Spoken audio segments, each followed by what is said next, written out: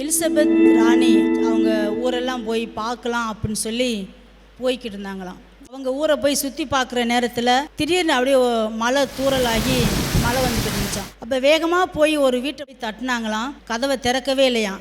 யார் இந்த நேரத்தில் வந்து தட்டுவா, இல்லை நம்மகிட்ட ஏதாவது உதவி கேட்பாங்களாக்கும் அப்படின்னு சொல்லி, சரி நம்ம கதவை திறக்க வேணாம் அப்படின்னு சொல்லிட்டு கதவை திறக்கவே இல்லையா. இந்த எலிசபெத் ராணியம்மாவும் தட்டிக்கிட்டே இருந்தாங்களாம். அப்போ கொஞ்சம் நேரத்தில் அவங்கள ஏற்றிட்டு போகிறதுக்காக அவங்க குதிரை வந்துருச்சாமா. குதிரையில் ஏறி அவங்க வீட்டுக்கு போயிட்டாங்களாம். அப்போ அந்த வீட்டுக்காரவங்க என்ன இப்படி ஒரு சத்தம் கேட்குதே அப்படின்னு சொல்லி அதுக்கப்புறம் கதவை திறந்து பார்த்தாங்களாம்.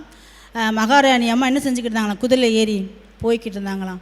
ஐயோ, மகாராணி அம்மா வந்திருக்காங்களே, நம்ம இப்படி கதவை திறக்காமல் விட்டுட்டோமே, ஐயோ நம்ம வீட்டில் அவங்கள ஏற்றுக்கொள்ளாமல் விட்டுட்டோமே அப்படின்னு சொல்லி அந்த வீட்டாருங்க அதுக்கப்புறம் ரொம்ப வருத்தப்பட்டாங்களாம். அநேக நேரங்களில் ஆண்டவர் நம்மளை தட்டிக்கிட்டே இருக்கிறாரு.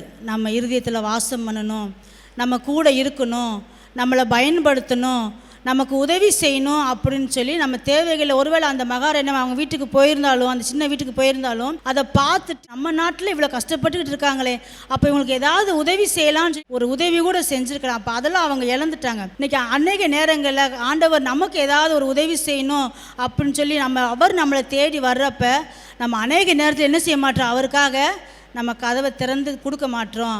அவரை ஏற்றுக்கொள்கிறதுக்கு நம்ம மனதில்லாமல் இருக்கிறோம்.